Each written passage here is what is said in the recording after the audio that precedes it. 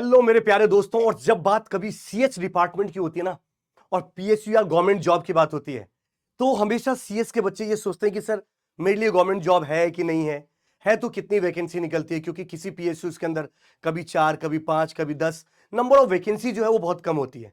पर दोस्तों, अगर मैं सीएस ब्रांच की बात करूं तो सबसे ज्यादा वैकेंसी निकलती है नाइलेट के अंदर, एनआईसी के अंदर।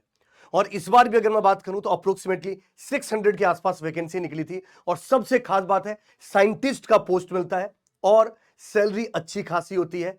और जिस डेट पे इस बार अनाउंस हुआ था उसी डेट पे इसका एग्जाम हो भी गया था। सब कुछ प्रोसेस के थ्रू ही हुआ।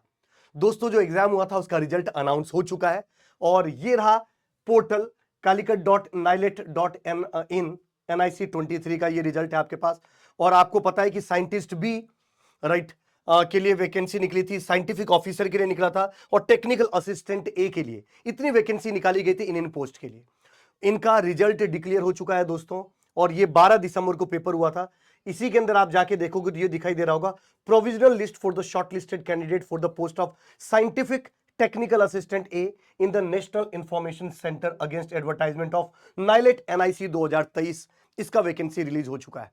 तो आपने अगर एग्जाम दिया है तो चेक कर सकते हैं। इस पर अगर आप जैसे क्लिक करोगे ये एक पीडीएफ फाइल बन जाएगी और इस फील्ड पीडीएफ फाइल के अंदर आप लोगों को रिजल्ट दिखाई दे रहा होगा दोस्तों।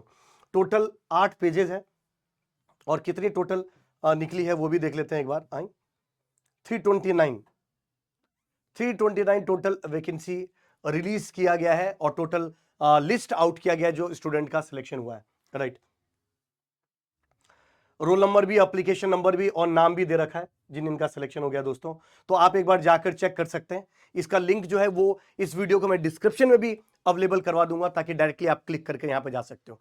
तो सीएस ब्रांच के बच्चे, जो आईटी ब्रांच के बच्चे, उनको मैं हमेशा बोलता हूं कि ऐसा नहीं कि आप लोगों के लिए वैकेंसी कम निकलती है, आपके लिए बल्क में वैकेंसी निकलती है। आप चाहो तो जाकर चेक कर सकते हो कि 600 के आसपास वैकेंसी किसी भी पीएसयू में अभी तक किसी और ब्रांच के लिए नहीं निकला जितना आपके लिए निकला है।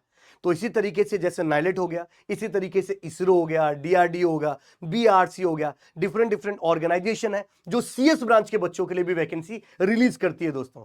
तो आप अपना होप बना के रखिए, अपने प्रिपरेशन को कंटिन्यू रखिए। और सबसे एक खास बात यह है कि जो एनआईसी का भी जो सिलेबस है ये समहाउ सिमिलर सिलेबस है जो गेट का सिलेबस है। इसका मतलब जो आप गेट के अंदर पढ़ रहे हो सेम चीज पढ़ना ही है। 1, 2, 3 सब्जेक्ट ऐसे होते हैं जो एक्स्ट्रा होते हैं, जो गेट में नहीं होते बट एनआईसी के अंदर आते हैं। जैसे सॉफ्टवेयर इंजीनियरिंग की बात करूं, कम्युनिकेशन और जो नेटवर्क थ्योरी जो इलेक्ट्रिकल में पढ़ते हैं, बट वो 2 सब्जेक्ट भी आपके सीएस ब्रांच के बच्चों के लिए भी मिलता है।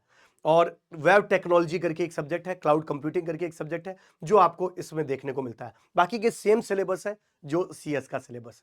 तो इसका मतलब अगर आप गेट के लिए प्रिपरेशन कर रहे हैं तो वो प्रिपरेशन किसी एक एग्जाम के लिए नहीं है, वो एग्जाम और वो प्रिपरेशन आपको मल्टीपल एग्जाम के अंदर सिलेक्शन दिला सकता है दोस्तों। तो एक बार जल्दी जाकर चेक कर लीजिएगा और बताइए कि आपका सिलेक्शन हुआ कि नहीं हुआ। Till that, thank you very much, all the very best, जय हिंद दोस्तों।